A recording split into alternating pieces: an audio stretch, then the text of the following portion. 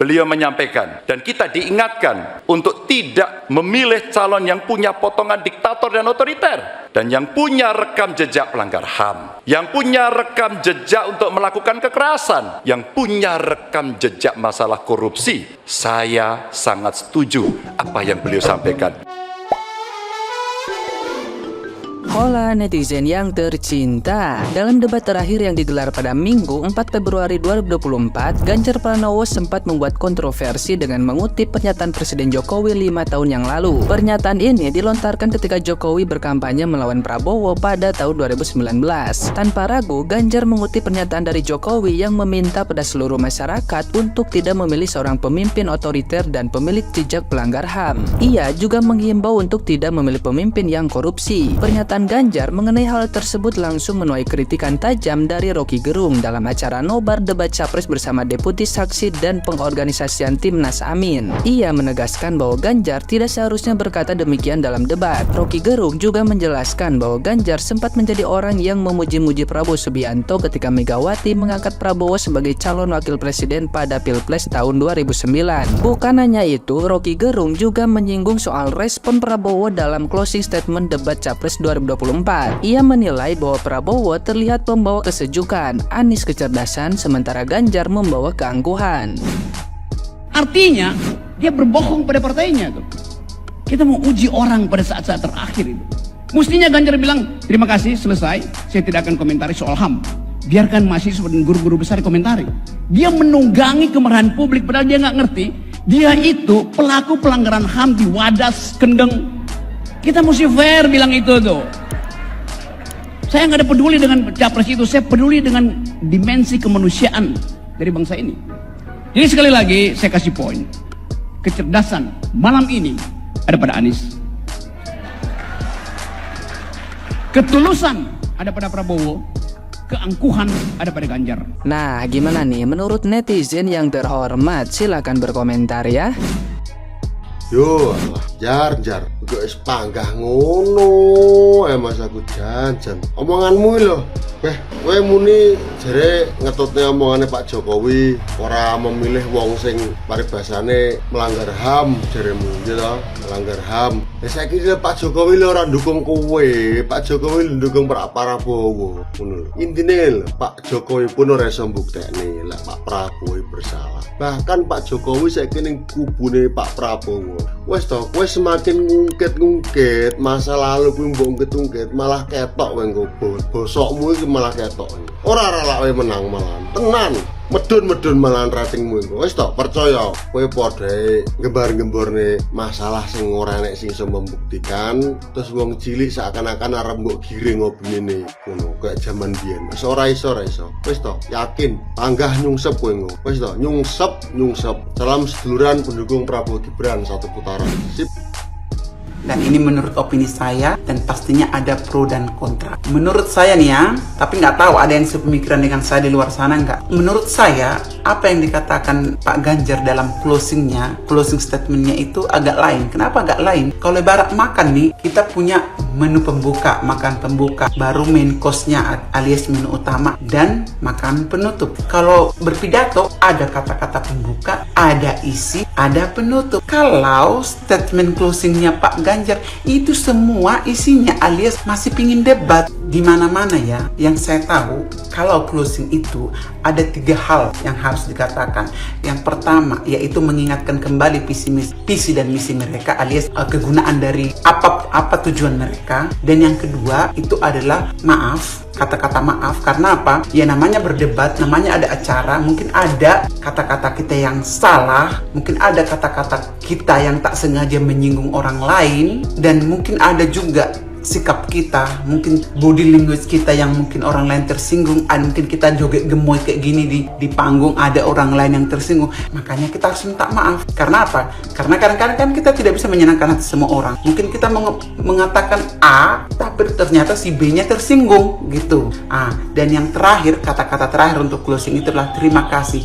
Terima kasih telah bisa membuka acara atau membuat acara sebesar ini. Terima kasih, acaranya telah lancar. Terima kasih untuk orang-orang di luar sana. Terima kasih untuk semua orang yang telah mensupport, yang telah memberikan waktu dan pikiran. Itu setahu saya kalau closing. Isi dari statementnya Pak Ganjar itu adalah memecah belah hubungan antara Pak Prabowo dengan Pak Jokowi. Makanya dia mengingatin kembali kampanye Pak Jokowi 5 tahun yang lalu.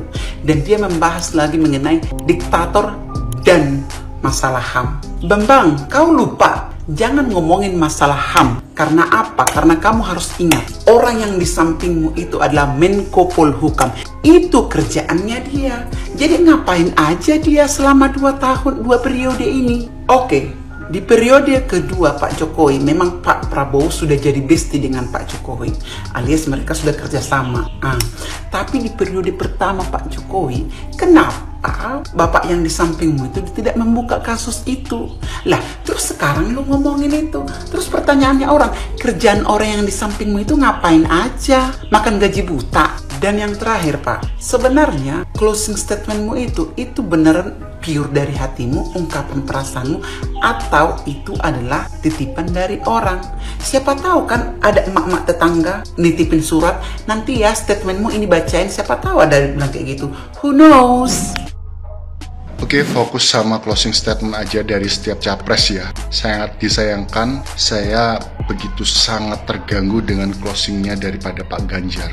Setelah closing dari Pak Prabowo, saya terharu, sangat teramat terharu dengan keramahannya, dengan rendah hatinya meminta maaf kepada semua paslon jika ada perkataan yang sekiranya sewaktu kampanye itu meresahkan paslon yang lain. Dengan kesatria, dengan negarawannya, Pak Prabowo berani meminta maaf. Nah, ini dari closing statement 03 sungguh di luar nurul. Bapak tahu nggak? Bapak inget nggak? Bapak ngaca nggak? Bapak pernah jadi pemimpin di Jateng. Kalau Bapak itu baik, Bapak itu kinerjanya bagus, nggak mungkin Jateng tidak memihak Bapak. Banyak Pak yang tidak berpihak pada Bapak. Ganjar, ya kan, semakin kesini semakin kesono gitu ya, sesuai memang skenario yang kalian mainkan gitu ya, penuh dengan kebencian ya kan. Semakin kita melihat dong semua teriakan-teriakan daripada Ganjar and the gang, yang jelas kira adalah aktor. Dia selalu pede sebagai aktor bahwa semuanya akan menjadi baik kalau dia yang berkuasa karena aktornya. Jadi dia merasa dia tuh aktor dari segala-galanya. Memang Ganjar tuh aktor gitu loh. Aktor yang disutradarai oleh Bu Ketum, ya kan? Ya harus nurut sebagai petugas partai, harus nurut. Nah itu semuanya. Makanya cocok Pak Ganjar itu sesama aktor bersanding dengan siapa tuh? Butet Kertarjasa gitu ya. Seorang budayawan yang katanya dan seniman yang katanya juga yang menggadaikan kesenimanan dan kebudayaannya, ya kan, yang hanya mengumbar nakian kata-kata kotor. Kalau kita balik ke belakang pun juga kita bisa melihat toh, bisa kita temukan video-video Butet dulu yang selalu memuja Pak Jokowi, nah tiba-tiba kemudian berbalik berserta dengan para buzzer dan lain-lainnya ya. Jadi ada sesuatu, ada udang di balik batu karena kemarahan daripada PDIP, ya kan, yang merasa ditinggalkan. Padahal di sini bukan tentang siap, ya kan, yang merasa ditinggalkan karena kepongahannya Ibu Ketum sendiri, dan Ganjar sebagai aktor daripada, ya kan, pemain yang disutradari oleh Bu Ketum dan krunya beserta dengan tim kemenangannya, ya kan, tim Ganjar kemenangan lainnya, itu semua bernarasi seperti itu gitu loh. Sampai di akhir daripada closing statement pun masih menunjukkan kebencian. Sementara kalau kita lihat dari Bapak Prabowo, begitu adem sejuk closing statementnya. Nilai untuk Pak Prabowo kali ini closing statement 9,9 Pak. Seorang yang legowo ya, berjiwa bersih, pengen mengabdi, kita melihat dari, dan kita akan percayakan kepada Bapak. Sementara di diri Ganjar yang ditunjukkan adalah pongahannya merasa paling pintar. Jokowi aja dibilang dinilai 5, ya kan? Jokowi loh dinilai 5, 80% lebih penduduk puas dengan kinerja Bapak Jokowi, ya kan? Berapa persen yang puas dengan kinerja Ganjar di Jawa Tengah, begitu ya. Jadi semakin kemari semakin yakin. Tadinya saya sebagai pendukung Ganjar tadinya, karena saya pikir Pak Ganjar itu adalah penerus dari Jokowi, disyaratkan dengan rambut putihnya seorang pemimpin. Ininya tinggal begini. Pemimpin yang kita butuhkan sekarang adalah seorang yang berani, Bapak Prabowo, berhati bersih, tidak banyak keluar-keluar, prestasinya banyak, tidak keluar-keluar ya, membantu banyak ya, rela dengan keuangannya sendiri banyak, membantu masyarakat di seluruh Indonesia. Bisa di Google sendirilah. Kalau cuma isu-isu HAM, pelanggaran HAM dan sebagainya, isu-isu sudahlah, sudahlah gitu loh, ya kan? Kita udah tahu lah jawabannya apa, kekerasan, mau kosong itu. 2009 Bu Mega mengajaknya untuk jadi wakilnya. Ganjar gimana? PDIP gimana? Teriak, enggak kan? Enggak ngomongin tentang HAM. Tuh, waras sedikit lah, kita semakin kemari semakin waras. Apapun manuver-manuver yang kalian kerjakan dengan kebencian, itu semakin melekatkan, memantapkan hati kita untuk ke 02, dari 03 ke 02. Apakah terjadi, dan yakin 1 putaran. Kalau terjadi 2 putaran Bun, ya kan, semakin banyak lagi, nggak bakalan 03 pindah ke 01. Ya kan, mungkin elitnya ke 01, tapi akar rumputnya ngapain? Orang dalam ideologinya mereka aja berbeda kok. 01 ke Dama 03, ya sadarlah, pindah ke ini. Nah makanya sebelum itu terjadi, yang masih pada ya kan bingung-bingung itu, sudah nggak usah buang-buang waktu lagi, langsung pindah aja. Sudah banyak kok kita yang pindah ke dari 03 ke 02. Kita nggak mau buang-buang waktu, capek kita berdebat dengan ini dan itu. Kita lihat yang nyata aja, udah jelas siapa Ganjar, siapa Jokowi, siapa Megawati, dan siapa Prabowo. Begitu ya. Salam Indonesia Maju. Kita memerlukan pemimpin yang berjiwa besar, dan saat ini kita memerlukan Prabowo.